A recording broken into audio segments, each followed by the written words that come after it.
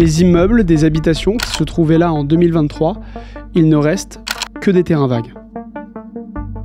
Des quartiers entiers ont été rasés à Gaza City. Au bord de la mer, la population déplacée s'entasse dans des abris de fortune jusqu'au ras des vagues. Aujourd'hui, on veut vous raconter la réalité de Gaza vue du ciel. Rappelez-vous, le 27 juillet, Israël a de nouveau autorisé les largages aériens. Alors elle l'a fait sous la pression de la communauté internationale, révoltée par la famine en cours à Gaza, et donc la France a promis de livrer 40 tonnes d'aide humanitaire. Laurence Defranou, notre reporter au service international, était dans le premier vol français de 2025 qui a largué de la nourriture sur la bande de Gaza. C'est notre invité aujourd'hui. Salut Laurence. Salut Corentin. Tu vas nous raconter ce que tu as vu depuis le hublot de l'avion dans lequel tu étais.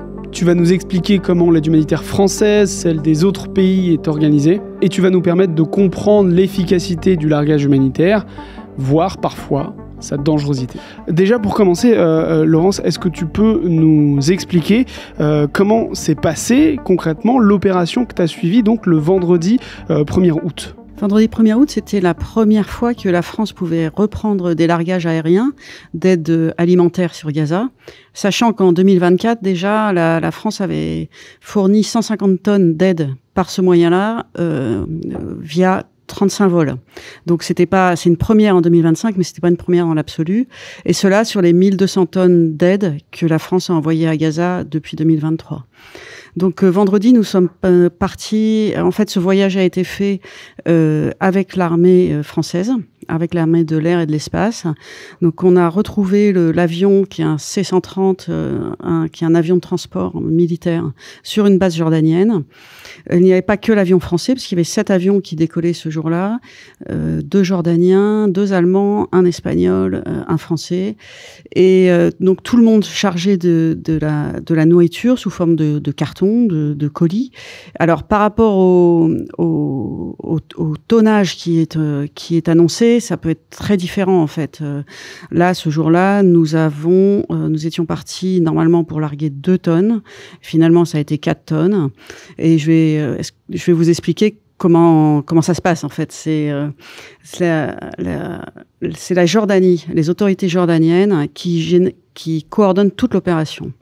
Donc le jeudi soir, il y a eu un briefing où les Jordaniens ont expliqué aux 5 pays présents quelles allaient être leurs zones de largage. Donc, ils donnent des coordonnées GPS et des images satellites et ils expliquent à quelle heure il faut que ce soit largué. Donc après, aux pilotes et aux équipages de chaque avion de s'organiser pour que ce soit fait. Et donc, l'armée française vérifie la cohérence des informations qui sont données avec les renseignements qu'ils ont sur place, avec les images, les coordonnées satellites, etc. À partir de là, donc il y a un chargement qui est fait parce que la zone de largage, elle est très précise. Mettons qu'elle va faire 300 mètres, c'est un carré de 300 mètres, et l'armée française est capable de larguer des palettes. Pour larguer 4 palettes, il faut 100 mètres. Donc, une des priorités étant la sécurité de la population, il faut s'assurer que la zone est entièrement dégagée et qu'elle est assez grande pour pouvoir larguer 2, 3 ou 4 palettes. Laurence, tu disais qu'il y avait 2 tonnes d'aide humanitaire prévues, puis 4 tonnes. Mais concrètement, c'est quoi cette aide humanitaire ? C'est de la nourriture ? Qu'est-ce qu'il y a dans ces caisses ? Alors, ce n'est que de la nourriture, parce qu'évidemment, on ne peut pas lancer des médicaments au hasard comme ça sur un territoire. Donc, c'est de la nourriture. La France, pour l'instant, a reçu 15 tonnes de lait en poudre. 15 palettes de lait en poudre, donc pour l'instant il y a surtout du lait en poudre. Je suis entrée dans un des avions jordaniens qui étaient là, eux aussi chargés du lait en poudre. Donc l'avion jordanien c'était différent parce qu'ils avaient des palettes, ils mettaient des cartons dessus et ils sanglaient. L'organisation française est assez différente puisque c'est dans des grandes boîtes, c'est protégé. Il y a sous chaque carton, sous chaque colis, il y a y a du carton pour amortir. Il y a chaque palette, en fait, elle faisait 932 kilos, donc y compris les parachutes. Il y a 10 parachutes, plus un parachute extracteur. Il y a des sangles. Il y a 10 parachutes sur chaque palette, sur chacune des palettes. Donc en fait, la veille, avec le briefing, ils avaient calculé, les Français avaient calculé qu'ils pouvaient lâcher en toute sécurité que 2 colis, mais ils en avaient emmené 4. Et finalement, quand ils sont arrivés sur la zone, avec une vérification visuelle, ils ont vu que la zone était bien dégagée, parce que si jamais il y avait eu des véhicules ou des personnes, le largage aurait été annulé pour des raisons de sécurité. Et ils ont vu aussi que l'angle était légèrement différent de ce qu'ils pensaient, et qu'en diagonale, ils avaient la place de larguer les 4. Donc ils ont largué les 4. Donc c'est-à-dire 4 colis de 932 kilos, y compris 70 kilos de parachute, de sangles, etc. Il reste un peu plus de 800 kilos. Mais ça, c'est particulier, c'est aussi parce que le lait en poudre est très léger. Et aussi, ça dépend des avions. Donc là, c'était un C-130J, Super Hercules. Il peut prendre au maximum 7,5 tonnes. Il y avait d'autres avions, comme des A400M qu'avaient les Allemands, qui peuvent en emmener plus. Donc, c'est pour ça que c'est très, très difficile de dire à l'avance combien il va falloir de vols. Et l'organisation, les 7 avions se suivaient. Donc, ils sont partis ensemble de la base jordanienne à 7 minutes d'écart. Et tout le monde a survolé Gaza du nord au sud, suivant une route qui avait été imposée par les Jordaniens, une altitude imposée par les Jordaniens. Donc l'altitude, c'est 600 mètres, ce qui est très haut pour un largage. Normalement, les largages se font environ à 150 mètres. On nous a expliqué que cette hauteur qui était due à 2 facteurs. D'une part, protéger l'appareil et l'équipage, sachant qu'on est en zone de guerre. Donc, tout le monde à l'intérieur de l'avion, puisqu'on ouvre la porte, tout le monde était en gilet pare-balles et casque, mais aussi pour ne pas effrayer la population locale, puisque là, en l'occurrence, c'était un convoi de 7 gros porteurs militaires qui imaginaient que ça vous passe à 150 mètres au-dessus de la tête, sachant la situation de désespoir de la population, ça aurait pu créer des mouvements de panique. Merci beaucoup de regarder cette vidéo, j'espère qu'elle vous plaît. Si c'est le cas, abonnez-vous à la chaîne YouTube de Libération.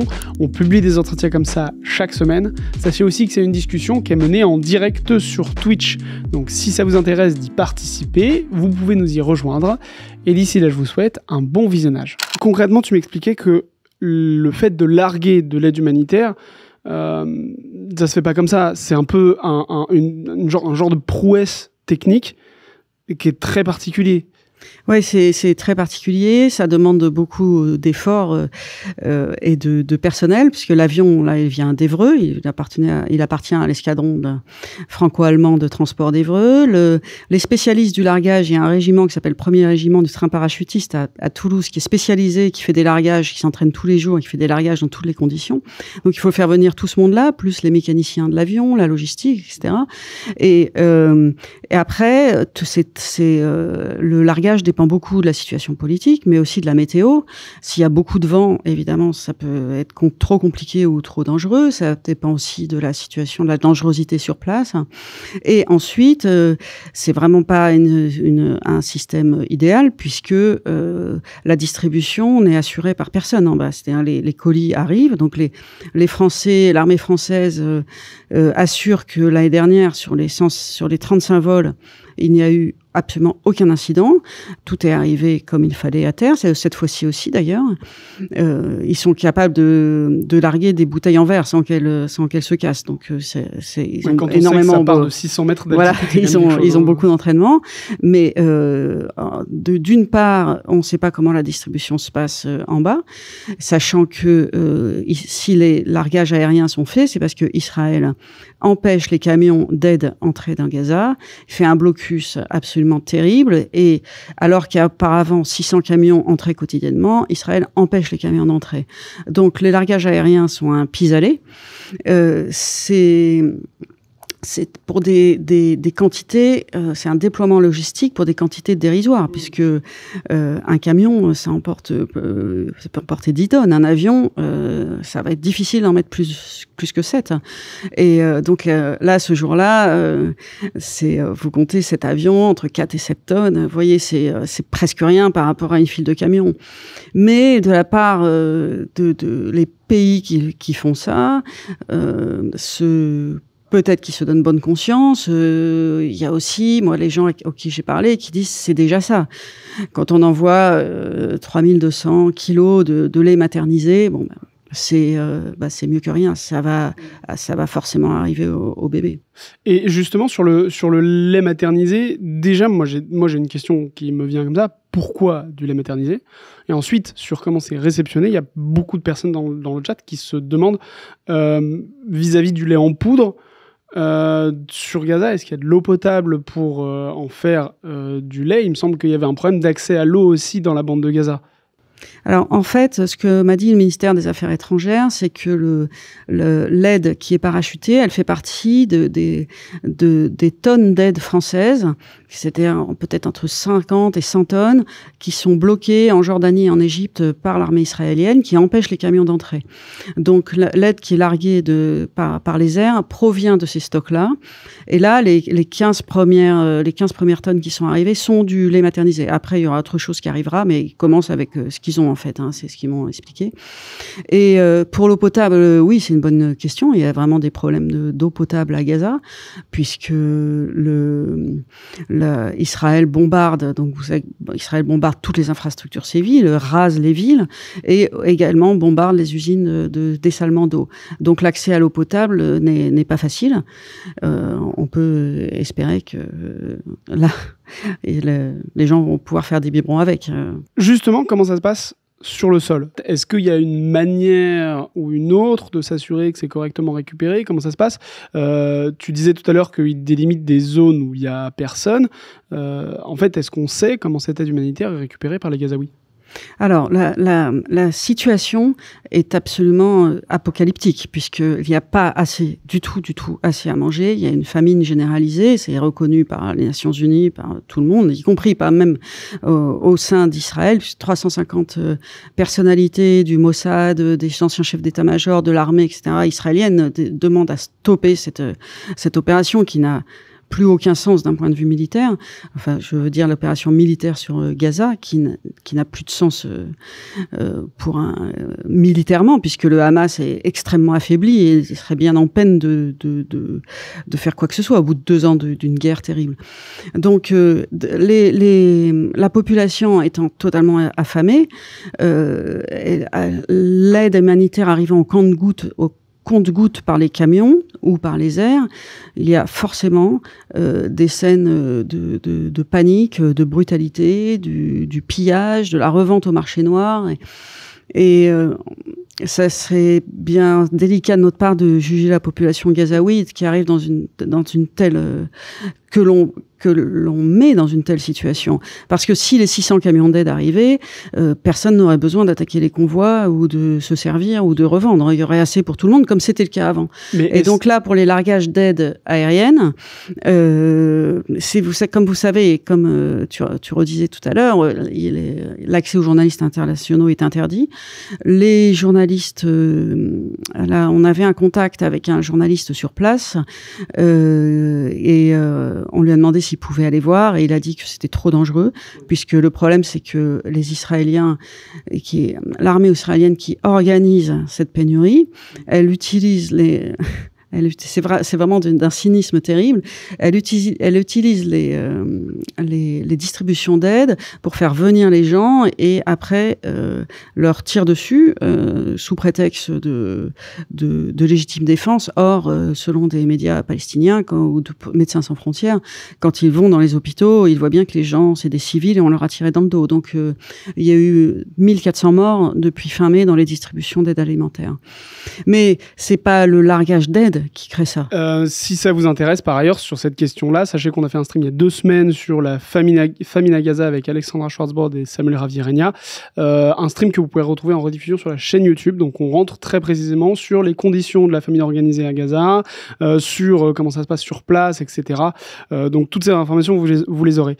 La question aussi que j'ai, c'est pour les autorités françaises, les autorités jordaniennes, tu disais aussi allemandes, il y a un moyen quelconque de s'assurer que l'aide humanitaire est bien réceptionnée, ou bien de prévenir la population que sur cette zone-là, à tel moment, il y aura du largage d'aide humanitaire, Ou est-ce que c'est, entre guillemets, on le pose là et on attend de voir que les personnes le récupèrent? Alors, les premiers largages ont été faits par les Jordaniens, qui ont vraiment beaucoup l'habitude, puisque à partir de 2023, ils ont largué tous les jours avec les Émirats arabes unis.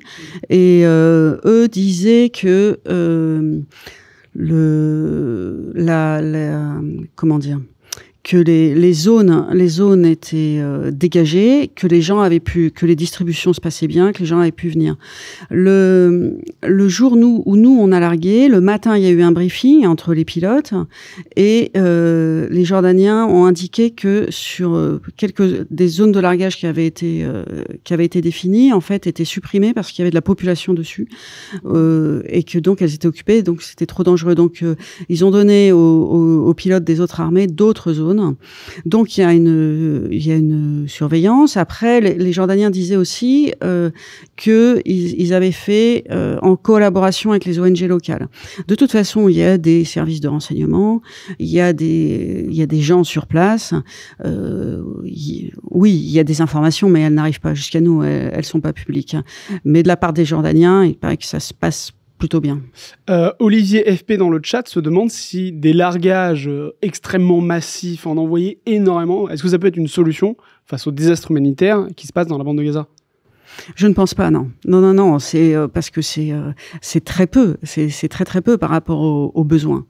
Et puis on peut pas mettre plus de 7 ou 8 tonnes dans un avion. Et là, par exemple, il peut y avoir qu'un vol par jour, parce que c'est tellement difficile à mettre en place, parce qu'il faut penser que on part d'une base jordanienne, il faut survoler donc la Jordanie, Israël pour entrer sur la bande de Gaza, tout ça, faire venir des avions militaires dans ces conditions, c'est très très compliqué, ça demande beaucoup de négociations politiques, diplomatiques, ça demande beaucoup de temps aussi, donc en fait il y a qu'une rotation possible par jour, donc là depuis vendredi, il y en a chaque jour, mais il y a des jours il y a 8 avions, j'ai lu que l'Italie allait venir également, il y a le Canada est arrivé, il y a aussi la Grande-Bretagne, mais de toute façon, ça ne suffira pas. Par rapport aux camions, c'est ridicule, mais c'est ridicule. C'est toujours bien pour ceux à qui ça arrive, mais la somme est vraiment dérisoire.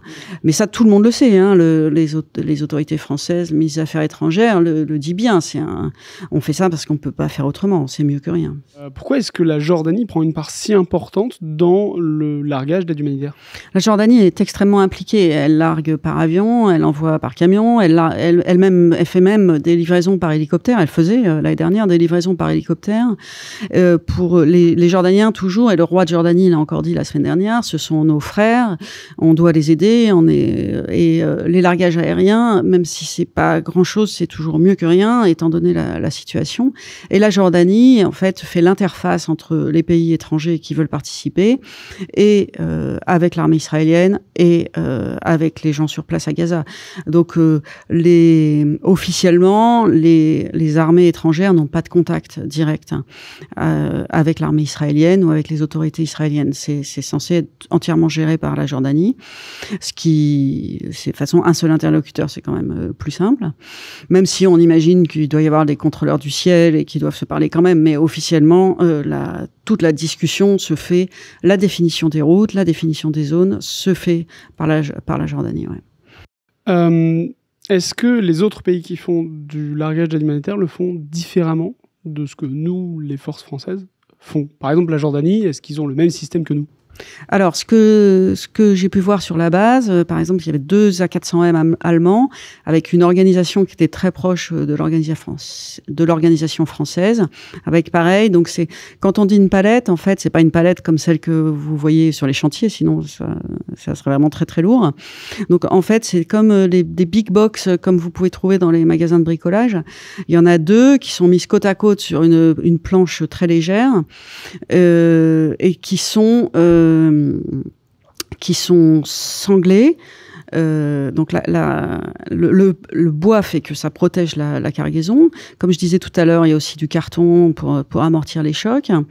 Au moment, la France, son système, c'est un largage par gravité. C'est-à-dire que quand le pilote par rapport au calcul du vent, de la trajectoire, etc., donne l'ordre de largage. Il cabre l'avion à 7 degrés et à ce moment-là, ces palettes qui sont posées sur le sol de l'avion glissent sur des petits rouleaux. Et elles tombent de leur propre poids et elles ont des drisses qui les attachent, qui sont attachées à des tringles à l'intérieur de l'avion, qui déclenchent automatiquement le parachute extracteur, c'est-à-dire le premier gros parachute qui, lui, va déclencher les 10 autres parachutes. Et ça, c'est une technique, m'a-t-on dit, spécifique française, c'est-à-dire que ils calculent les drisses, la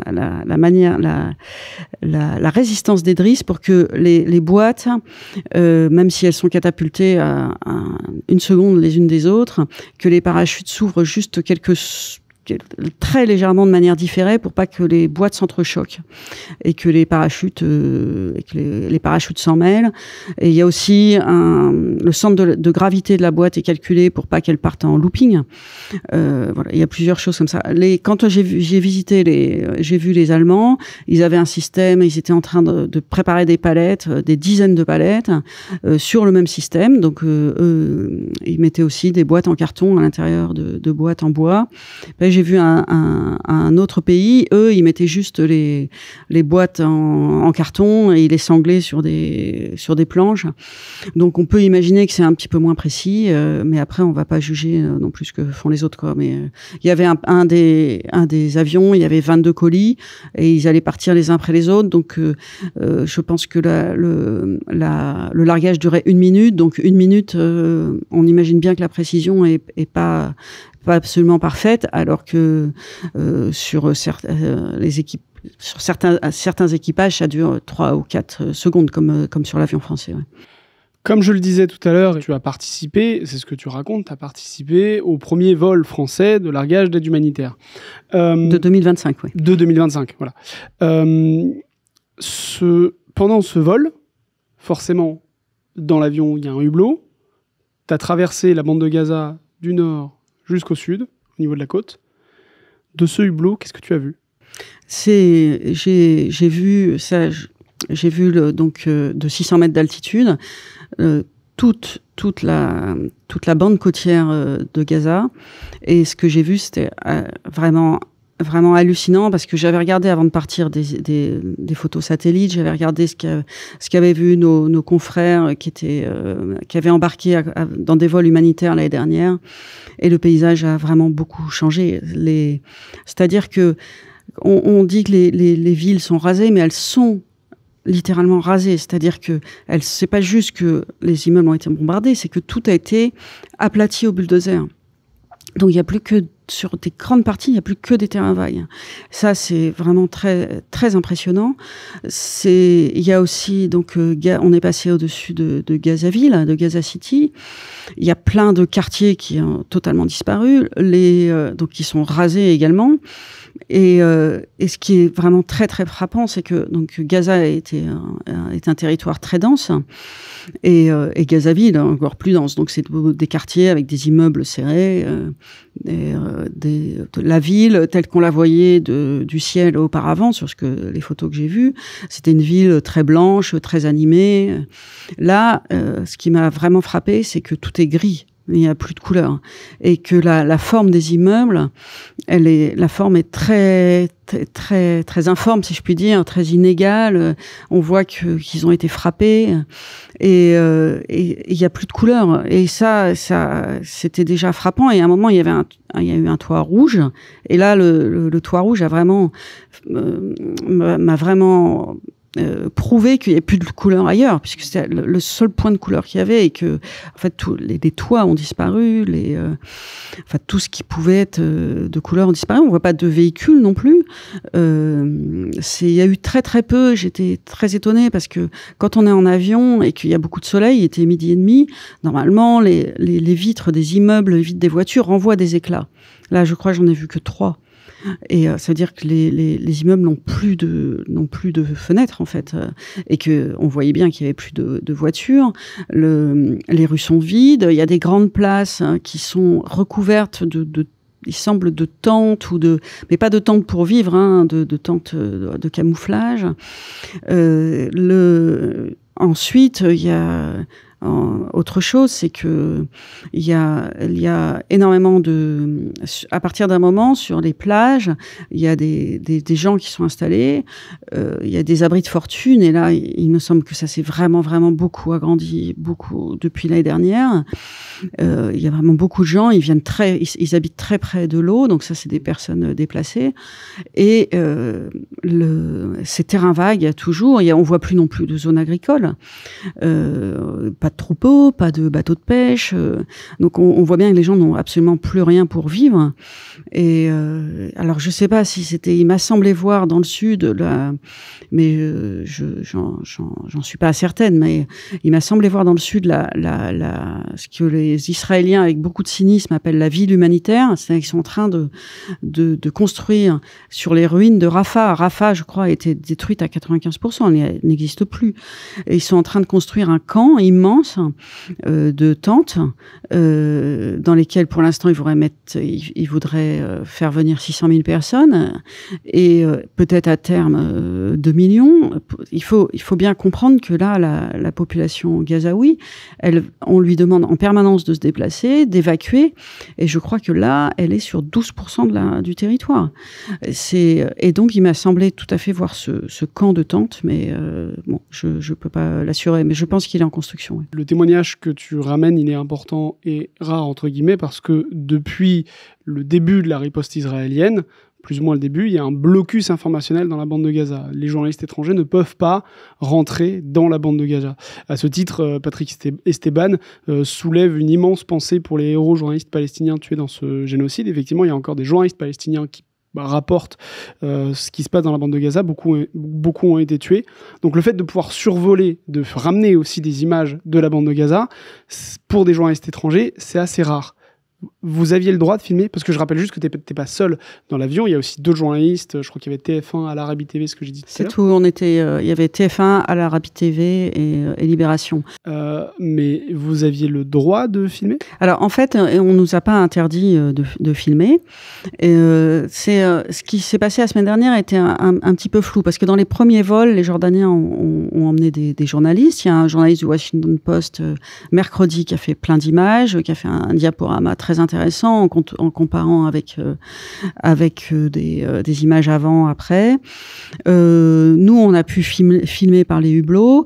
La BBC, 2 jours avant, Sky News n'avait pas pu, dans un vol britannique, je crois. Nous, on a pu. Al Arabi a diffusé ces images.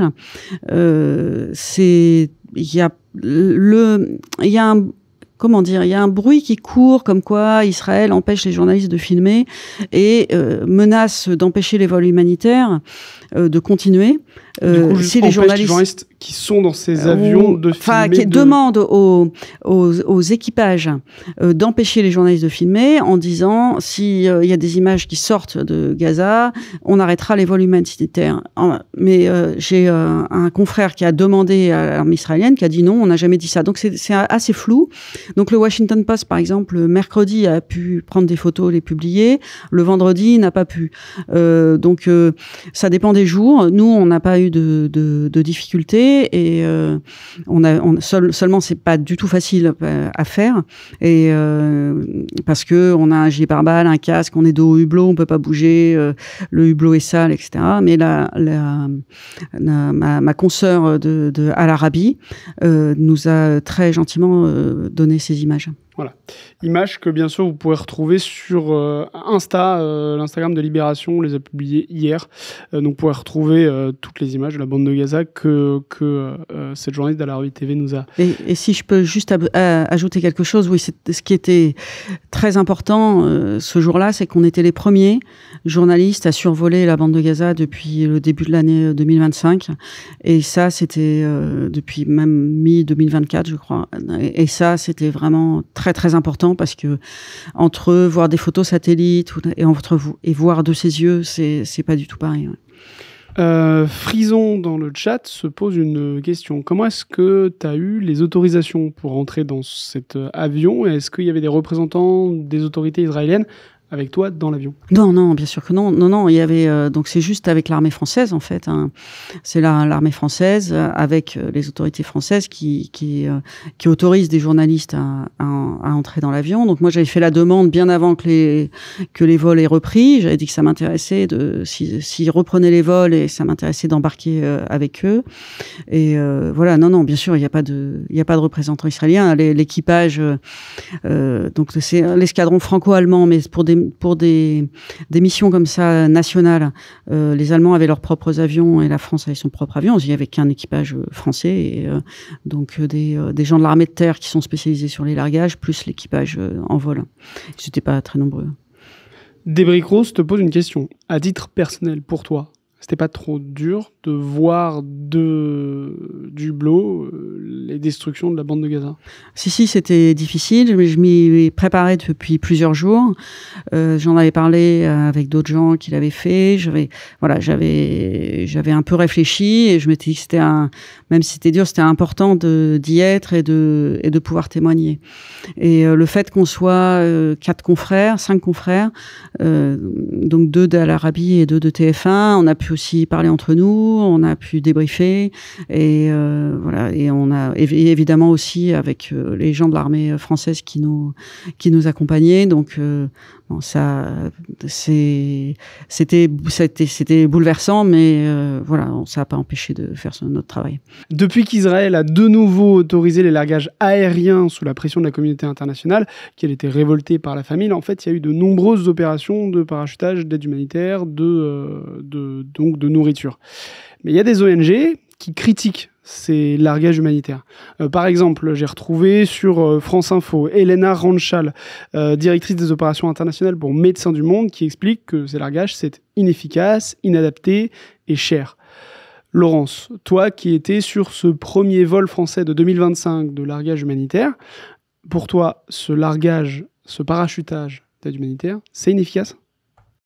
C'est pas à la hauteur des besoins. C'est toujours mieux que rien. Et ça, on trouvera personne qui dira que, enfin, des gens qui sont motivés pour le faire, tout le monde est bien d'accord. C'est mieux que rien. Certes, ce n'est que 4 tonnes, mais 4 tonnes de lait en poudre, ça fait que c'est à la fois beaucoup et très très peu par rapport aux besoins. C'est très cher, oui. Et ça peut être dangereux parce que de la nourriture qui tombe du ciel, quand il y a des paquets qui font, je crois que les plus gros colis peuvent faire 1,6 tonne. Donc il y a intérêt à avoir des sacrés professionnels pour qu'ils puissent faire ça dans toutes les conditions de sécurité.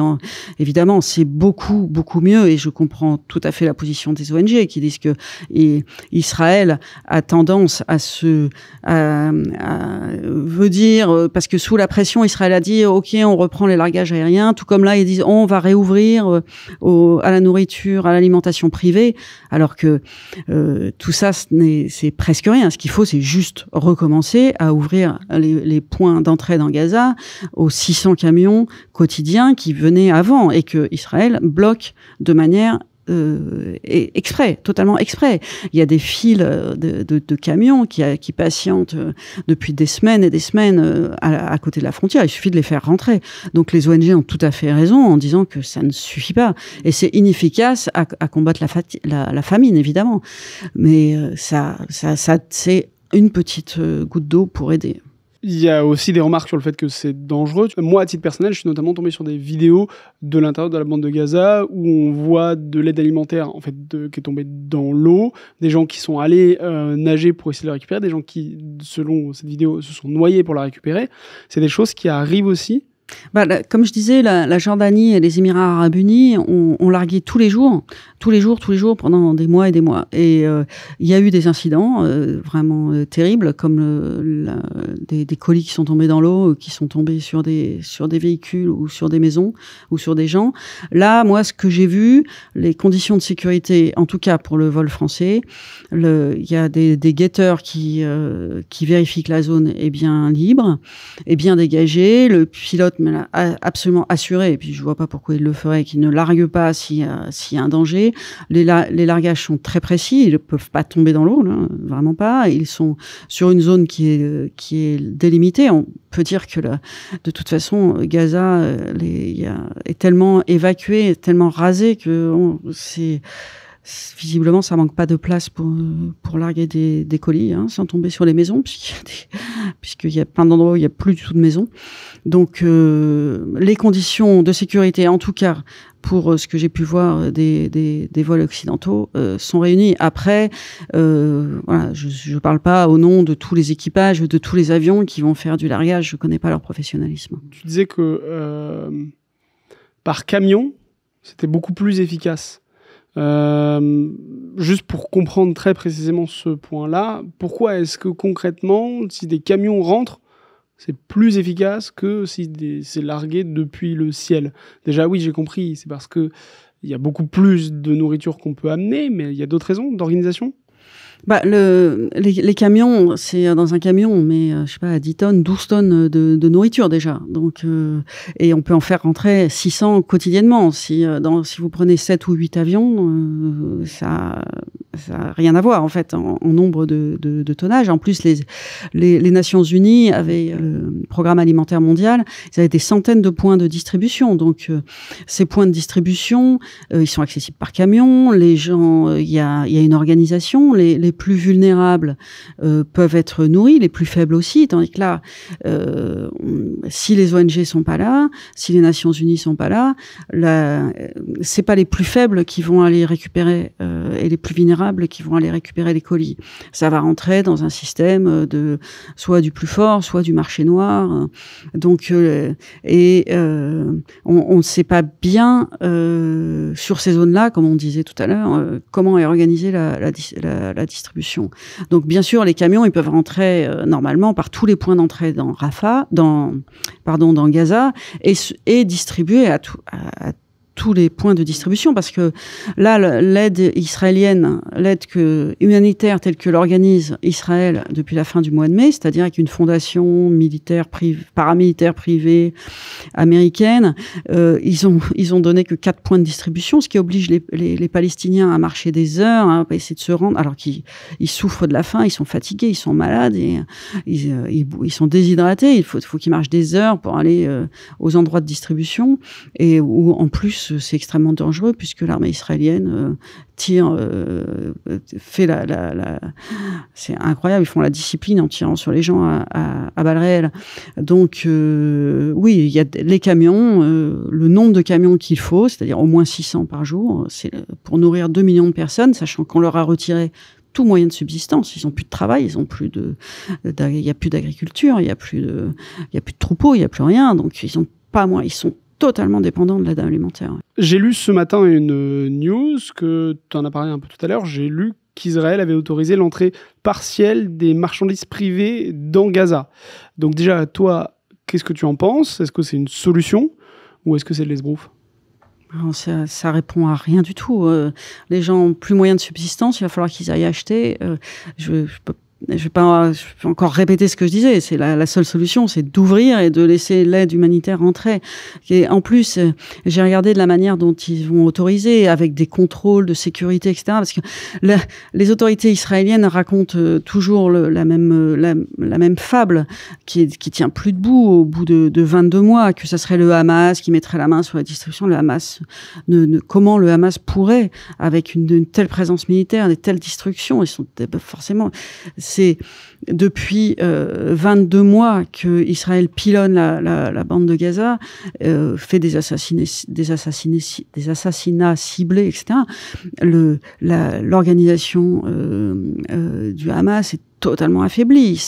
Personne ne peut dire qu'ils ont les moyens d'organiser de quoi que ce soit. Sinon, à quoi ça servirait tout ça? L'armée israélienne, qu'est-ce qu'elle ferait depuis 2 ans si elle n'était même pas capable d'assurer une distribution? Donc, non, c'est ouvrir à des marchandises privées. On sait que le prix du kilo de farine, auparavant, était à 50 centimes le kilo. Aujourd'hui, il est à 25 €, voire 30, voire 35. Donc, qui va vendre quoi sur les marchés? Comment les prix vont? Enfin, tout ça, il faut juste ouvrir. Et je pense que tous les pays qui font du largage aérien aujourd'hui, si si les routes étaient ouvertes et que les camions pouvaient passer librement, beaucoup stopperaient ce système de largage aérien. Bon, à part, comme je vous disais, les Jordaniens et les Émiratis qui, eux, ils m'ont dit qu'ils faisaient tous les jours, des centaines de fois. Tu nous parlais aussi tout à l'heure que Israël a pour projet de monter une ville humanitaire au sud de Gaza. Oui, c'est quelque chose qui est en discussion, qui est extrêmement choquant. De plus en plus, et ça, en le voyant d'en haut, je vois bien que maintenant l'objectif, c'est de raser, en fait, c'est de faire disparaître littéralement le territoire. Et donc les gens sont poussés de plus en plus vers le sud et ils commencent à se dire, donc dans l'opposition israélienne, où il y a des discussions aussi là-dessus, et la presse israélienne d'opposition s'insurge, c'est littéralement de créer un camp de concentration, en fait. Et où à ce moment-là, les gens recevraient de l'aide humanitaire et pourraient manger. Et s'ils sont pas d'accord, ils s'en vont. En fait, ils quittent le territoire. Et ça serait une manière de faire un nettoyage ethnique et de vider le territoire de toute sa population. Parce que pour avoir vu, pour être allé en reportage dans les camps de réfugiés de Rohingyas au Bangladesh, donc les Rohingyas sont cette population musulmane qui a été chassée par un nettoyage ethnique de Birmanie en 2017. La vie, les années avant et surtout en 2017, j'y suis allée 2 fois depuis, la vie dans ces camps est absolument terrible parce que les gens n'ont pas de travail, ils attendent toute la journée de l'aide, ils s'ennuient, il y a beaucoup de violence intrafamiliale, il y a beaucoup de dépression, de suicide, de drogue, c'est une vie infernale. En Jordanie, là, je suis passée à côté d'un très très grand camp de réfugiés dans le désert, en plein soleil. La vie de ces gens, sachant qu'il peut faire froid aussi l'hiver. En Jordanie, il peut neiger. À Gaza, il peut faire très froid aussi. Qu'est-ce qu'on propose à des gens qui auparavant avaient une famille, un lien un travail, une raison sociale, c'est d'être assis sous une tente toute la journée à attendre de la nourriture. C'est terrible cette vie qu'on propose et c'est vraiment organisé. Les pousser en leur disant si vous voulez à manger, allez là-bas. Donc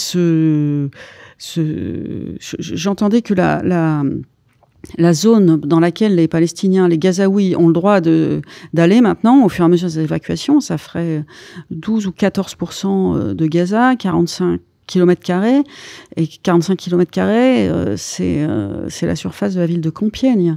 Donc 2 millions de personnes entassées là-dedans, et donc pour un premier projet, 600 000 sous détente. Enfin, tout ça dépasse l'entendement, en fait. Pour comprendre un peu ce qui pourrait être potentiellement la suite de la situation à Gaza, on a eu une nouvelle information qui est tombée dans la journée. C'est une information qui nous vient de la presse israélienne. Netanyahou voudrait que l'armée prenne le contrôle de l'ensemble du territoire palestinien. Ça veut dire qu'en fait la folie guerrière de Netanyahou ne s'arrêtera jamais ? Alors, il y avait eu l'opposition espérait qu'elle s'arrête parce que il y avait des débats à la Knesset, donc le Parlement israélien, il aurait pu être renversé, mais en fait, ça n'a pas eu lieu. Et là, il n'y a plus de débat à la Knesset jusqu'au mois de septembre. Benjamin Netanyahou et ses ministres d'extrême droite qui ont devant eux plusieurs semaines pour avancer dans leur folie meurtrière. On voit pas où ils peuvent s'arrêter. Ils ont le soutien, il faut le rappeler, de Donald Trump. Donc c'est 2 personnes, c'est 2 hommes qui tiennent le destin de toute la population entre leurs mains. Et il faut bien reconnaître que les Européens n'utilisent pas tous les outils qu'ils auraient à leur portée pour stopper cela. C'est-à-dire qu'il n'y a pas de sanctions économiques, il y a encore des armes qui sont livrées à Israël, il y a pas il y a très peu encore de moyens sont mis en œuvre pour stopper Netanyahou. Il y a des intellectuels israéliens, de la presse d'opposition et aussi même des anciens chefs du Mossad qui se lèvent contre le massacre à Gaza. Ça veut dire qu'il y a une partie de la population israélienne qui s'insurge contre ce qui se passe dans l'enclave ? Encore très peu, hein, parce que il y a beaucoup de sondages qui sont faits en Israël et il y a toujours un soutien à la guerre. Alors je sais pas dans les derniers jours, mais mi-juillet, je crois qu'il y avait encore 60% de la population, de l'opinion publique qui soutenait la guerre. C'est pas pour justifier, mais c'est pour expliquer rappeler ce qui s'est passé le 7 octobre 2023. Donc il y a 1200 civils qui ont été massacrés en une journée, 1200 avec des bébés, des personnes éventrées, torturées, violées, etc. Plus des otages, 250 otages qui ont été pris.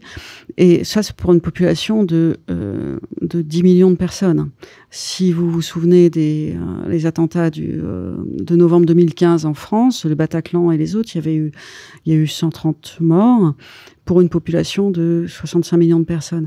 C'est-à-dire le traumatisme qui a été vécu par les Israéliens est 60 fois plus important que pour les Français. Donc c'est quelque chose qui est énorme et qui a totalement détruit la société, détruit les gens.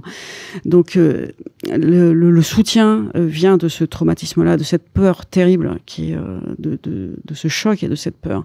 Donc même si aujourd'hui donc les 350 chefs du Mossad, de l'armée, etc., qui disent aujourd'hui nous nous levons pour dire stop à ce qui est en train d'être fait à Gaza, bon, ils ont déjà attendu longtemps pour le faire.